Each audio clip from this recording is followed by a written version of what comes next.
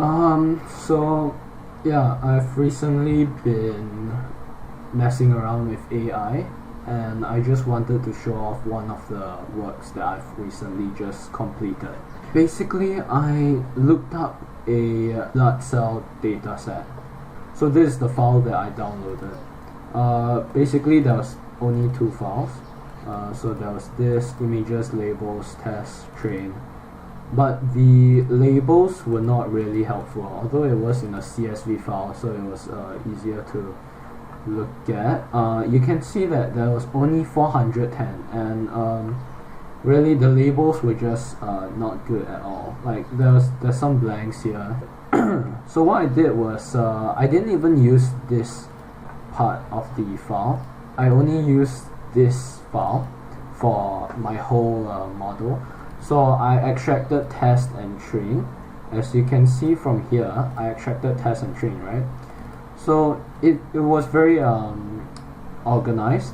So you can see that there was different types of blood cells. They labeled it already: monocyte, neutrophil, right? So in here there are different types of pictures and stuff, right? So all I had to do really was just create the labels this way. The rest I just converted the images to a form where I can actually feed it into the model. So I made it to a NumPy array, right? So I had to make it RGB. So at first, I grayscaled it, which was a very bad idea.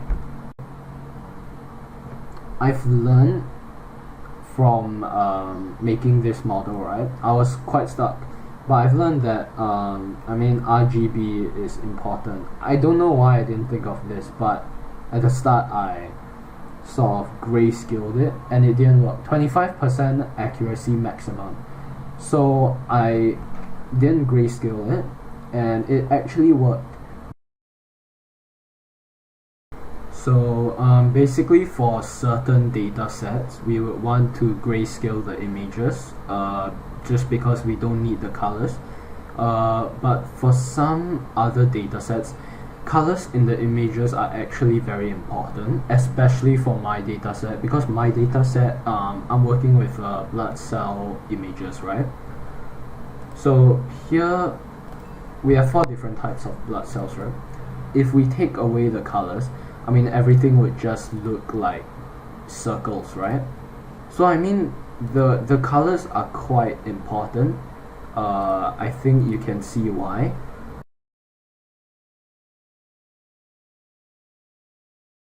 I'm using sequential. Currently I'm using TensorFlow, which I do want to move to PyTorch soon. I made convolutional layers, max pooling, flatten, dropout dense. At first, I had only 2 sets of conv2D and max pooling 2D layers. So basically up until this part. So 64 filters, right? It didn't work. The model had 25% accuracy at maximum. After I added one more set, so this 128 filter and this max pooling, it actually started to work. So 75% accuracy maximum. I think when I put this fourth set here, 1, 2, 3, 4. Yeah, I think when I put this 4th set here, it went up to 78% accuracy maximum. I am still experimenting with this model, seeing how I can improve it. I actually did make some code to check the accuracy, overall accuracy, which honestly is the same as model evaluate. I don't even know why I coded that function out. I did also actually make this function to show the loss curve and accuracy curve of the model while it was being trained.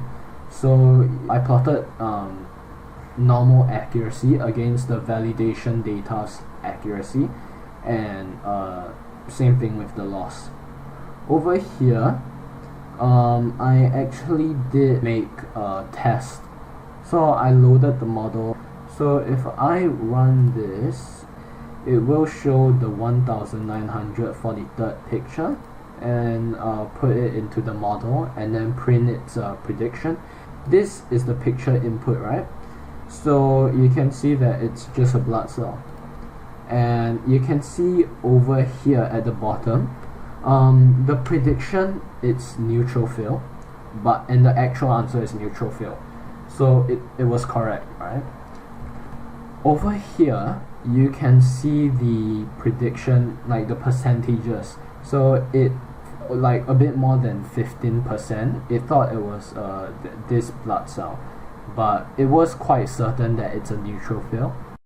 So yeah, that's pretty much it. If you want to take a look at the code yourself, the link is on the screen right now. So yeah, thank you for watching.